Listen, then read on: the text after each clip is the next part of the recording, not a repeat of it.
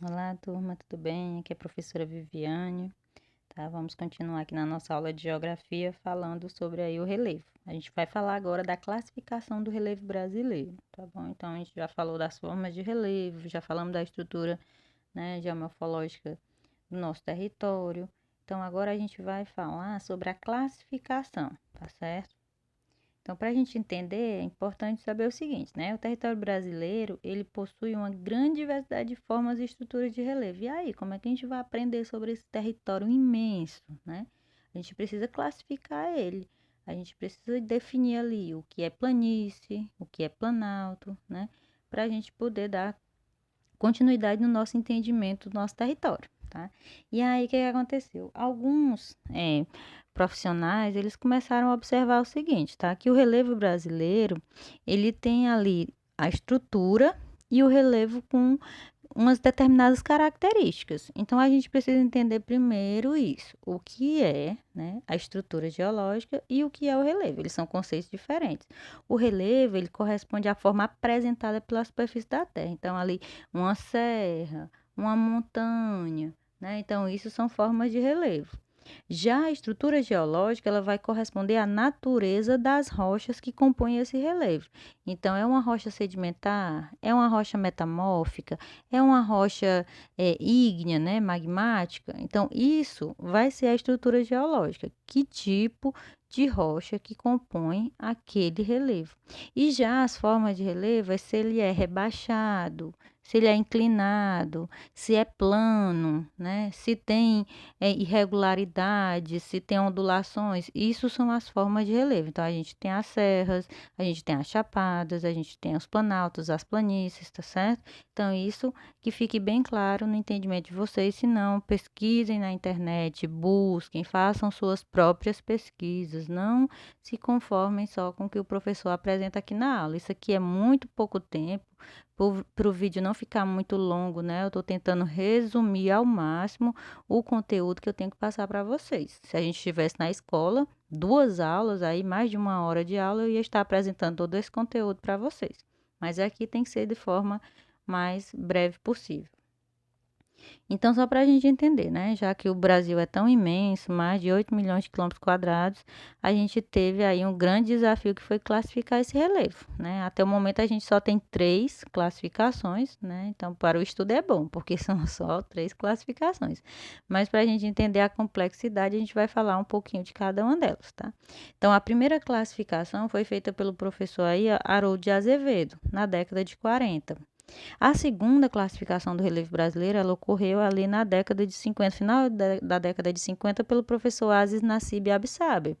E a mais recente das classificações de relevo, a gente tem a feita pelo professor Jurandir Rosa, né? Já no finalzinho ali da década de 80, início da década de 90. Então, esse é o mais atual, já com mais de 30 anos, né? Bom, falando aqui da classificação do professor de Haroldo de Azevedo, né, década aí de 40, imagina o seguinte, como que era, né, bem limitado as tecnologias naquele período, tá? Então, para ele foi um desafio muito grande, né? Então, para facilitar essa classificação, ele considerou apenas a altimetria, a altura, né, a altitude dessas superfícies desse relevo. Então, ele considerou apenas as cotas altimétricas para definir aí a classificação do relevo. Então, basicamente, ele dividiu o território brasileiro em planaltos ou planícies, né? Então, dessa classificação dele, ele gerou 8 unidades, tá? Em planaltos. Para ele, tudo que tivesse acima de 200 metros de altitude era considerado um planalto.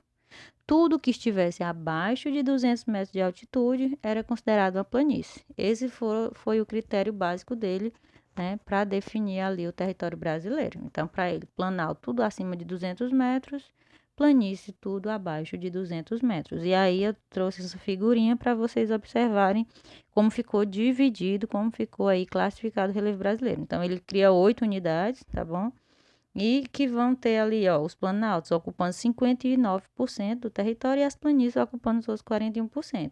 Então, a gente vê que ele fez, ó, o Planalto das Guianas, a planície amazônica. Aí ele pegou esse território central do Brasil, né, definiu ele como um Planalto Central. Já a parte litorânea, né, a parte mais costeira, ele chamou ali de planície costeira. Essa mais aqui próximo do Nordeste, pegando ali, descendo até a região Sudeste, né, nessa cozinha mais amarela, amarelo mais, um tom mais forte, ele chamou ali de Planalto Atlântico, tá? Ele também definiu o Planalto Meridional, já mais para a região Sul, Sudeste, né? E lá, ó, quero que vocês observem esse destaque em rosa aí, ó, da planície do Pantanal. Para o Haroldo de Azevedo, o Pantanal dos Pampas, desculpa, a planície do Pampa aí na região sul, né, lá no estado do Rio Grande do Sul, ele vai dizer que ali é uma planície, mas eu quero que vocês observem que nas próximas classificações ela vai mudar, ela não vai ser mais considerada uma planície, tá? E também tem ali, próximo do Planalto Central, vai ter a planície do Pantanal, ok? Então, para ele, tínhamos ali, né, só planície amazônica, planície do Pantanal, planície do Pampa e a planície costeira. Então, eram 4 planícies e 4 planaltos, tá? Lembrando, naquele período, né, devido às circunstâncias, ao material que ele tinha disponível, né, e tudo que ele foi analisando, ele considerou um critério apenas, tá, para classificar o relevo brasileiro. Chega a década de 1958, tá? A gente vai ter ali o professor Aziz Absaber. Ele já vai olhar para aquela classificação, né, do Haroldo de Azevedo e vai fazer um estudo um pouco mais aprimorado, né? Já tinham mais tecnologias e já tinham estudos mais avançados, tá? Então, o professor Aziz Absaber, ele vai propor uma alteração nos critérios de definição desses compartimentos de relevo, né? Dessas unidades de relevo. Então, a partir disso, ele vai considerar as seguintes definições. Ele vai agora não considerar altimetria, não vai mais considerar só a altitude, né, a altura desses relevos. Ele vai olhar o seguinte: Planalto, ele vai considerar aquelas áreas em que o processo de erosão, ou seja, que o desgaste, né, daquela rocha, ele é maior do que os processos de sedimentação. Então, onde predomina o desgaste, a erosão, ele vai dizer que é planalto. Já a planície, ele vai dizer que são aquelas áreas que recebem mais sedimentos, a área que acumula mais os sedimentos, que a gente vai chamar de áreas de sedimentação. Então, áreas mais ou menos planas, em que os processos de sedimentação, ou seja, de acumulação de sedimentos, eles vão superar os de erosão, né, independentemente da altimetria.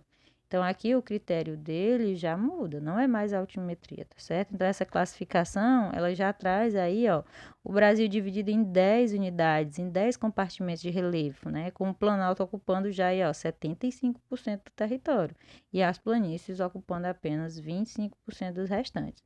Então, ele vai apresentar novamente o Planalto das Guianas, o Planalto Central, ele já vai fazer uma divisãozinha, né?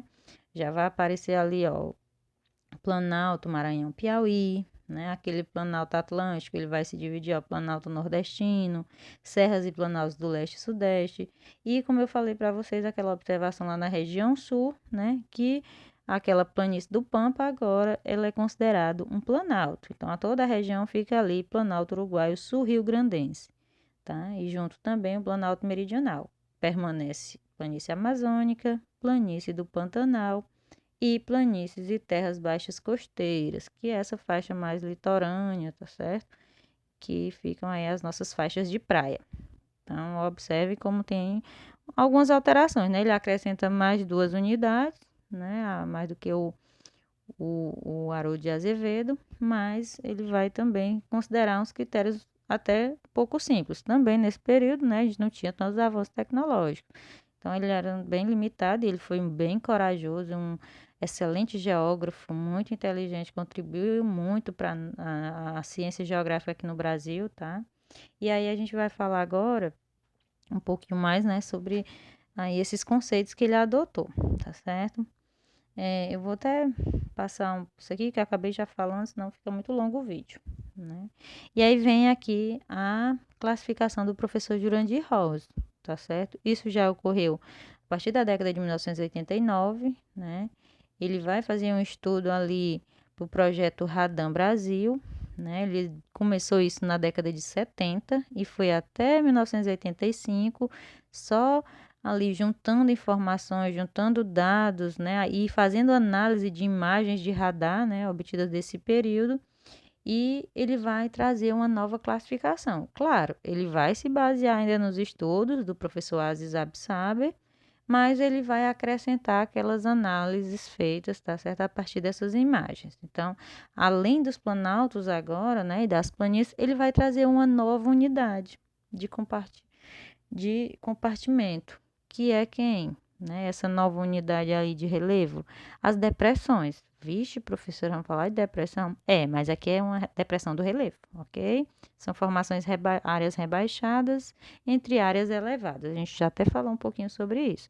Então, para o Jurandir Ross, o Brasil, ele não fica dividido só em 8 unidades, ele vai acrescentar mais 20. Então, para ele, são 20 unidades ali geomorfológicas, tá certo? Que vai estar dividido no nosso território. Então, a gente vai ter muitas planícies, tá? Muitos planaltos, são 11 planaltos, 11 depressões, tá certo? E a gente vai ter ali em torno de 8, tá certo? Planícies, tá certo? Bom, e qual foi a definição, né, que o professor Jurandir Ross deu para os planaltos? Bom, tá aqui as definições, né? Para ele, um planalto é uma superfície acima de 300 metros de altitude que sofre um desgaste erosivo.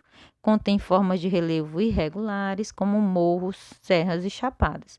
Já as planícies, ela é uma superfície plana, com altitude inferior, abaixo de 100 metros, e é formada pelo acúmulo de sedimentos, seja de origem marinha, fluvial, né, que vem dos rios, ou lacustre, né, nas lagoas. E para ele, né, ele traz essa novidade que são as depressões. Qual é a definição de depressão para o professor Jurandir Ross, né? É uma superfície, né, entre 100 e 500 metros de altitude, sendo mais planas do que os planaltos, né, que ele é uma superfície com uma suave inclinação, e mais rebaixadas que as áreas no entorno, além de sofrer o desgaste erosivo. Ela até recebe alguns sedimentos, mas o que vai predominar é o processo de desgaste, né, o processo de erosão. Então, a partir disso, né, eu deixo para vocês aí aquela boa e velha participação lá no mural. Deixem a sua resposta. Passem lá e deixem exemplos, tá, de algumas unidades do relevo descritas pelo professor Jurandir Ross, né, na última classificação do relevo brasileiro.